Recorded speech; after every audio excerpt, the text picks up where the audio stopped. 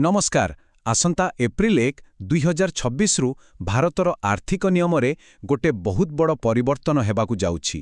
तेणु एही नुआ नियमगुड़िकु बुझिबा आम समस्तंक पई निहाती जरूरी कारण एहार सीधासळक प्रभाव आमर टंका पैसा कारबार उपरे पड़िबो। तेबे एहार माने कोन? एहार सीधासळक माने हेउछि आमे जो साधारण भावरे आर्थिक कारोबार करुथिले आमर सेही दैनन्दिन अभ्यासगुड़िक उपरे एबे बहुत कड़ा नजर रखाजिबो। सेही पूर्ण उपाय चढ़िबा आउ संभव नुहे। आउ एइटी गोटे बड़ प्रश्न आसुछि, आमर किछि आर्थिक अभ्यास पई कोन आमको कोनोसी टैक्स नोटिस आसीपारे? हाँ, एहार उत्तर जानिबा निहाती दरकार कारण बेले बेले जणे जानि नथिबा छोट छोट भूल पई मध्य आयकर विभागर नोटिस आसी जाई पारे। तेबे सबुठो प्रथमे आसीबा सबुठारु गुरुत्वपूर्ण परिवर्तन उपरकु। एइटा होछि बैंक अकाउंट रे नगद टंका जमा करिवार नुआ लिमिट। चालंतु देखिबा एही नुआ सीमा केते रहिछि। देखंतु जदि कहार सेविंग्स अकाउंट अछि तेबे से वर्षक भितरे 10 लाख टंकारु अधिक नगद जमा करि परिबे नाही। जदि करंती तेबे नोटिस आसीबार संभावना अछि। आउ करेंट अकाउंट पई एही लिमिट रहिछि 50 लाख टंका। एथि पई जो माने व्यवसायी किंबा दुकानी सेमानक पई करेंट अकाउंट व्यवहार करिबा ही बुद्धिमानर काम। तेबे जदि केही भूल रे भी एही लिमिट पार करंती ताहाले कोन हबो? सीधा कथा आयकर विभागर नोटिस आसीबा पाखापाखि निश्चित। हाँ, आपण सठिक प्रमाण देखाई तार जवाब देई पारिबे, किंतु एमती परिस्थिति को न आसीबा ही सबुठु भलो। किंतु कथा एठी सरुनी। जदि नोटिस आसिला ओ केही कोनोसी कारोबार रो ठीक हिसाब देई पारिलेनी तेबे तार परिणाम कोन हबो? जानि रखंतु एहार आर्थिक मूल्य बहुत अधिक होई पारे। चालंतु गोटे छोटो उदाहरण देखिबा। धरि नियंतु काहा अकाउंट रे 2 लाख टंकार गोटे एमटी ट्रांजैक्शन अछि जहार उत्स बा सोर्स से बुझाई पारु नहंती। आपण कोन भाबुछंती एई मात्र 2 लाख टंका पई केते होई पारे जरिमाना? एहार परिमाण आपणकु आश्चर्य करिदेबो। उत्तरटा हेउछि एही संख्या 400%। हाँ, आपण ठीक सुनिले 400 पर्यंत जरिमाना लागू होई पारे। एथिरु ही आपण अनुमान करि पारुथिबे एहा केते गंभीर कथा। एहार माने कोन?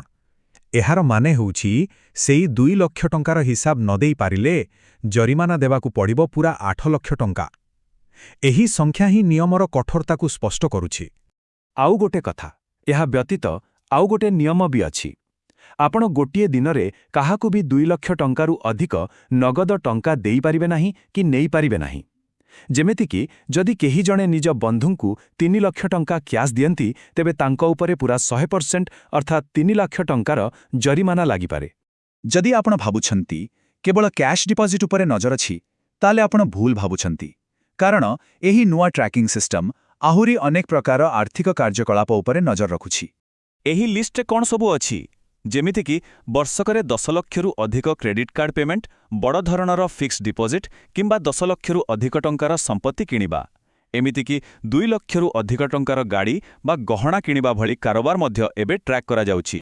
एइटा गोटे बहुत साधारण कथा। आमे अनेक समय सांगसाथी को सहायता करिबा पई निज क्रेडिट कार्ड देई थाउ, किंतु सावधान एबे एइटा बहुत बड़ रिस्क। कारण भाबी देखंतु जदि कहार वार्षिक आय 5 लाख किंतु तांको कार्ड रे खर्च 10 लाख देखा जाए तेबे सेठारे आय एवं खर्च मेल खाउ नाही आउ एहाकु नै प्रश्न उठी पारे। तेबे एत्ते सबु ट्रैकिंग हेउछि केमिति? ए सबु पछरे गोटे मुख्य जिंस अछि आ सेटा हेउछि हम समस्तंक पाखरे थिबा पैन कार्ड।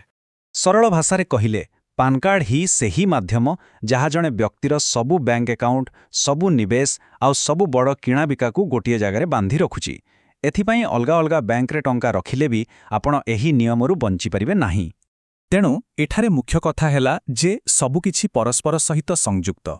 मने रखंतु आपणकर सबु बैंक, सबु इन्वेस्टमेंट, सबु बड़ खर्च सबु किछि पैन कार्ड माध्यम रे लिंक होई सारिछि एवं ट्रैक करा जाउछि।